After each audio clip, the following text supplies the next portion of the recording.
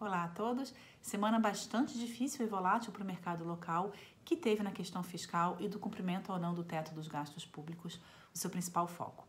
Lá fora, a semana também foi de expectativas e também com foco no cenário político, com o início da convenção do Partido Democrata e também com as especulações e expectativas em torno da negociação do pacote de $1 trilhão que o governo de Donald Trump promete lançar para estimular a economia por conta dos impactos da pandemia do coronavírus. Por aqui, o começo da semana foi particularmente difícil. Na terça-feira, o mercado chegou a botar em xeque, de fato, o cumprimento do teto dos gastos públicos, mas logo depois, declarações tanto do presidente da República quanto do ministro da Economia, Paulo Guedes, foram no sentido de que o teto dos gastos vai ser mantido na hora de se fazer o orçamento para o ano de 2021 e, com isso, os ânimos acalmaram um pouquinho.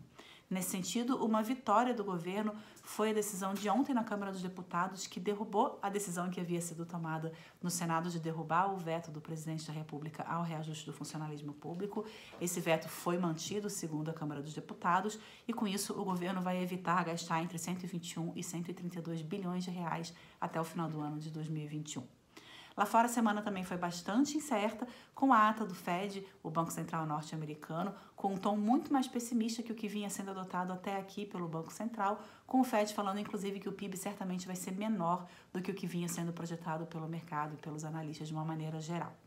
Na agenda da semana, o destaque fica para as divulgações que ocorreram na manhã dessa sexta-feira dos PMIs, que são indicadores de atividade que medem a atividade da indústria e do setor de serviços, que na Europa trouxe indicações bastante heterogêneas. Na zona do euro, na Alemanha, por exemplo, os indicadores caíram, contrariando as expectativas dos analistas, mas ainda assim permaneceram acima dos 50 pontos, que é o patamar que separa a expansão de retração da atividade. No Reino Unido, por outro lado, o indicador subiu para o maior nível dos últimos 62 meses e nos Estados Unidos também foi divulgado o PMI e o PMI por lá subiu de 50,3 pontos no mês de julho para 54,7 pontos em agosto e com isso atingiu o maior nível dos últimos 18 meses. Por aqui, a semana foi de agenda fraca do ponto de vista econômico. A pesquisa Focus, nesse momento, prevê um PIB negativo de 5,52% para o ano de 2020, uma Selic em 2% no final do ano, câmbio em R$ 5,20 e o IPCA, a inflação oficial do país, em 1,67% no final do ano de 2020. Agora há pouco, a Bolsa Brasileira cedia 0,30% aos 101.133 pontos em uma sessão que desde a abertura tem sido muito volátil, marcado por altas e baixas por Ibovespa, enquanto lá fora os mercados se firmavam no positivo no início dessa tarde.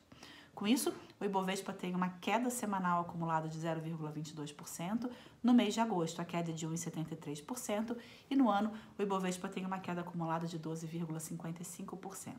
O câmbio foi outro destaque da semana, justamente por conta do desconforto fiscal. O real acabou se depreciando bastante em relação ao dólar.